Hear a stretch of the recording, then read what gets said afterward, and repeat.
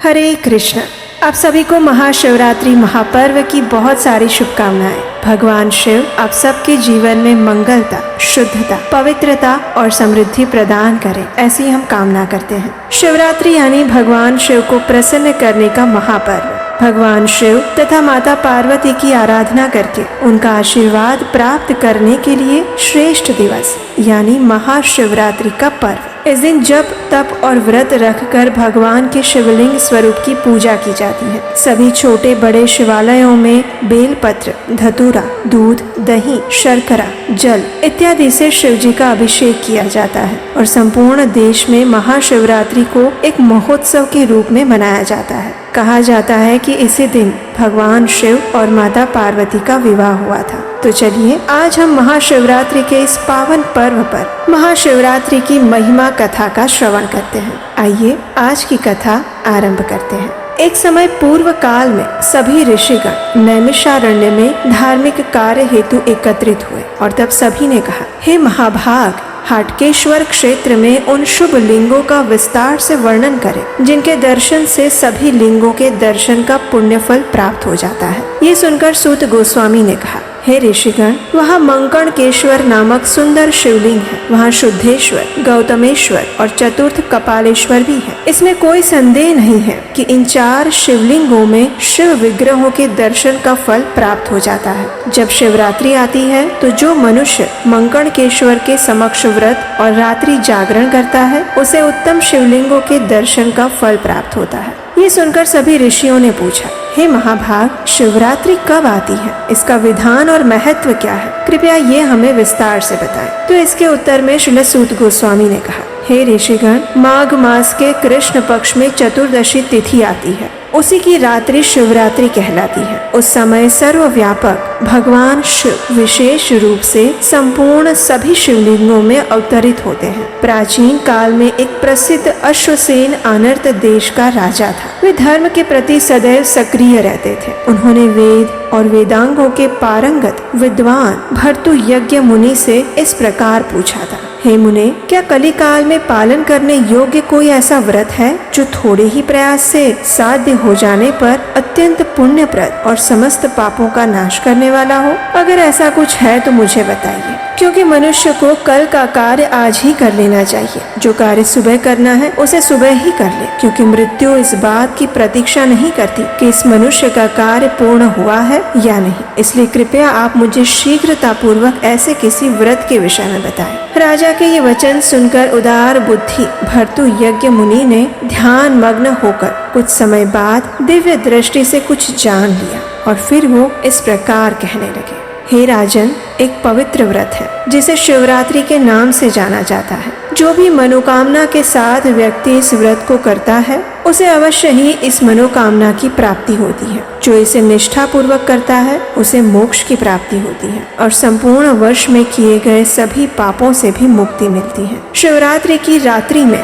भगवान शिव इस संसार के सभी चल और अचल शिवलिंगों में स्थानांतरित हो जाते हैं और इसीलिए इस रात्रि को शिवरात्रि कहा जाता है। ये दिन भगवान शिव को अत्यंत प्रिय है। सभी देवताओं ने भी एक दिन सभी मनुष्य पर अनुग्रह करने की इच्छा से भगवान शंकर से प्रार्थना की थी। उन्होंने कहा था, हे भगवान, समस्त पापों से भरे इस कलिकाल में कोई एक दिन ऐसा बताएं जो वर्ष भर के पापों की शुद्धि कर सके, जिसके द्वारा किए गए होम, दान इत्यादि हमें प्राप्त हो सके, क्योंकि कली काल में अशुद्ध मनुष्य द्वारा दी गई कोई भी वस्तु हम तक नहीं पहुंचती है। देवताओं के इस प्रकार पूछने पर स्वयं भगवान शिव ने कहा था, हे देवताओं, माघ महीने के कृष्ण पक्ष की चतुर्दशी की रात्रि को मैं मनुष्यों के वर्ष भर के सभी पापों को नष्ट करने के लिए पृथ्वी पर अवतरित होता हूँ। मैं सभी चल और अचल शिवलिंगों में निवास करता हूँ और उस रात्रि में जो भी मनुष्य इन मंत्रों से मेरी पूजा करेगा वो पाप रहित हो जाएगा। और ये मंत्र हैं, ओम सद्यो जाताय नमः, ओम वामदेवाय नमः, ओम अघोराय नमः, ओम ईशानाय नमः, ओम तत्पुरुषाय नमः। इस प्रकार गंध, पुष्प, चंदन, धूप, दीप और नैवेद्य द्वारा इन 5 मंत्रों से मेरे 5 मुखों की पूजा करके, इस मंत्र का जप करके और मन में ही मेरा ध्यान करके अर्घ्य देना चाहिए। अर्घ्य देते समय इस मंत्र का उच्चारण करना चाहिए। गौरी वल्लभ देवेश सर्पाढ्य शशिशेखर वर्षा पाप विशुद्ध्यर्थम अर्ध्यो में गृह्यताम ततः।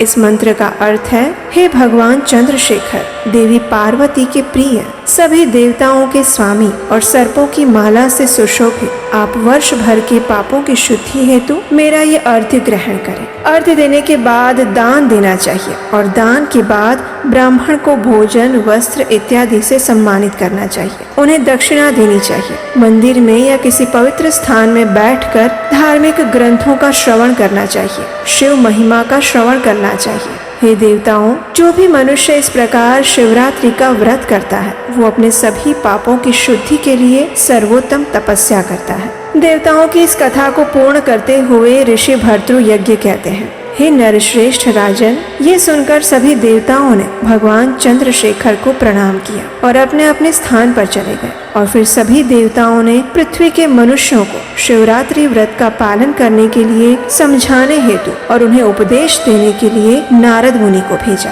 नारद मुनि पृथ्वी पर आए और सभी को शिवरात्रि की महिमा बताने लगे। जो भी मनुष्य अपने लिए धन और कल्याण की कामना करते हैं, उन्हें यत्न पूर्वक शिवरात्रि व्रत करना चाहिए। शिव, नल, नहुष, मांधाता, धुंधुमार, सगर, युयुत्सु अन्य महान पुरुषों ने भी शिवरात्रि व्रत का निष्ठा पूर्वक पालन करके अपनी मनोवांछित वस्तुएं प्राप्त की। स्त्रियों में सावित्री, लक्ष्मी देवी, सीता, अरुंधति, सरस्वती, पार्वती, मैना, इंद्राणी, दर्शद्वती, स्वधा, स्वाहा, रति, प्रीति, गायत्री और अन्य देवियां भी शिवरात्रि व्रत का पालन करती हैं और अत्यंत शुभता से पूर्ण अभिष्ट मनोरथ को प्राप्त करती हैं। इस शिवरात्रि पर जो भी व्यक्ति श्रद्धा पूर्वक भगवान शिव की महिमा सुनता है, वो उस दिन के सभी पापों से मुक्त हो जाता है। गंगा जी के समान कोई तीर्थ नहीं, महादेव जी के समान कोई देवता नहीं, शिवरात्रि से बढ़कर दूसरा तप नहीं। और ये मैं सत्य कह रहा हूँ। मेरु सभी रत्नों से पूर्ण है, आकाश सभी आश्चर्यों से परिपूर्ण है, उसी प्रकार शिवरात्रि सर्व धर्ममयी है। जिस प्रकार पक्षियों में गरुड़ और जलाशय में समुद्र श्रेष्ठ है, उसी प्रकार धर्मों में शिवरात्रि श्रेष्ठ है।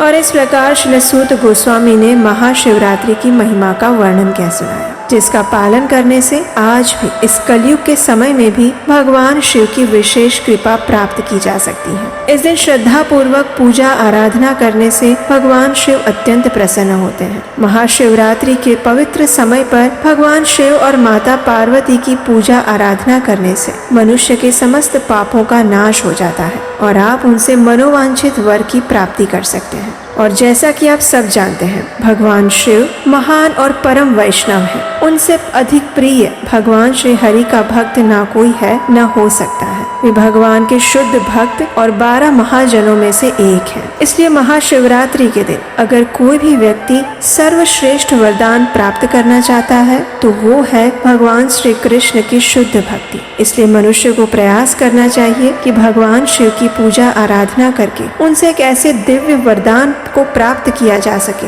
जो अत्यंत दुर्लभ है और जो वरदान और कोई नहीं दे सकता शिव जी के सिवा।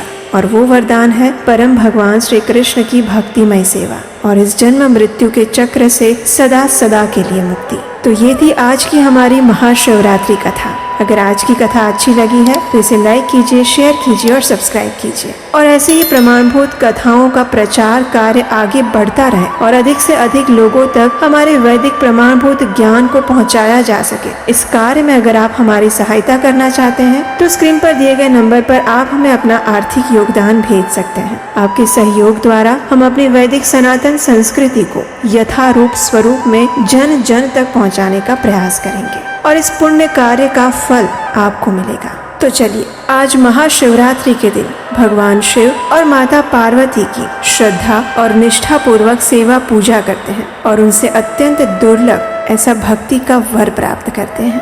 हरे कृष्ण।